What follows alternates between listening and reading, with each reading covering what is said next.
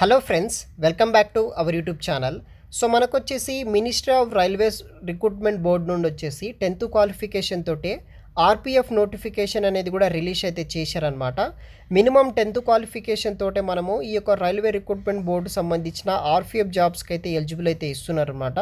చాలా ఈజీగా అయితే ఈ యొక్క జాబ్ అనేది కూడా మీరు తెచ్చుకోవచ్చు.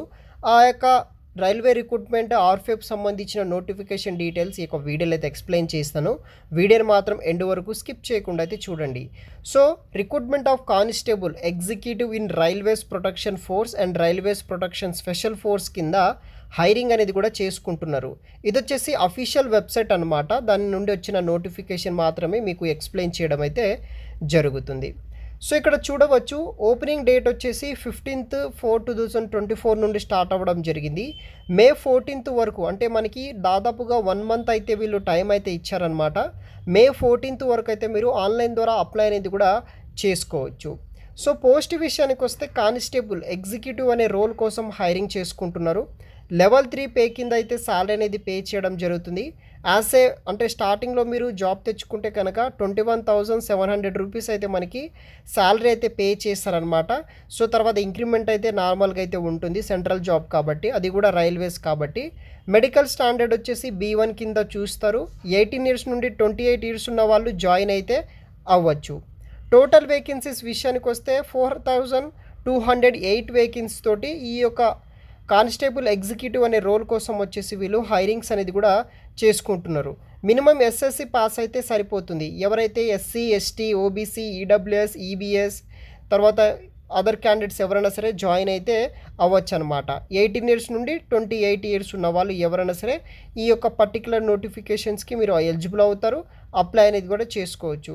దీనికి CBT ఎగ్జామ్ పెడతారు. దాన్ని బేస్ చేసుకొని మనకి తర్వాత ఫిజికల్ ఎఫిషియన్సీ టెస్ట్ ఉంటుంది. దాని తర్వాత డాక్యుమెంటేషన్ వెరిఫికేషన్ చేసి షార్ట్ లిస్ట్ చేసి మనకి జాబ్ అనేది కూడా ఇవ్వడం జరుగుతుంది. CBTలో వచ్చేసి నెగిటివ్ మార్క్స్ అయితే ఉంటాయన్నమాట. 1:3 కింద నెగిటివ్ మార్క్స్ బేస్ చేసుకొని ఎగ్జామ్స్ అనేది కూడా కండక్ట్ అయితే చేస్తారు, as for central government recruitment base చేసుకొని.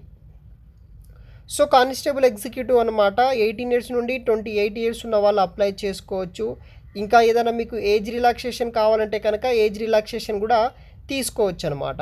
సో ఫైనల్గా మనకి ఎగ్జామినేషన్ ఫీ విషయానికి వస్తే గైస్, ఎవరైతే SC ST ex service man female minority candidates ఎవరైతే ఉంటారో వాళ్ళు వచ్చేసి నోటిఫికేషన్ బట్టి 250 రూపీస్ అయితే ఆన్లైన్ ద్వారా మీరు పే చేయాల్సి అయితే ఉంటుంది.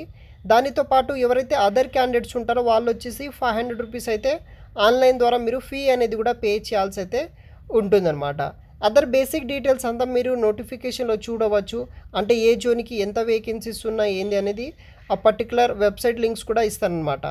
రిక్రూట్మెంట్ ప్రాసెస్ ఎలా ఉంటుందంటే, ఫస్ట్ వచ్చేసి మనకి కంప్యూటర్ బేస్డ్ టెస్ట్ పెడతారు CBT. ఆ టెస్ట్ క్లియర్ అయిన వాళ్ళకి ఫిజికల్ ఎఫిషియన్సీ టెస్ట్ అయితే ఉంటుందన్నమాట. దాంతోపాటు ఫిజికల్ మెజర్మెంట్ టెస్ట్ అయితే ఉంటుంది.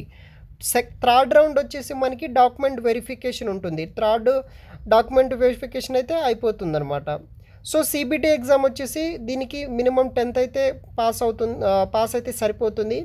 టోటల్ డ్యూరేషన్ వచ్చేసి 90 minutes అయితే ఉంటుంది. టోటల్ క్వశ్చన్స్ వచ్చేసి 120 questions అయితే ఉంటుంది.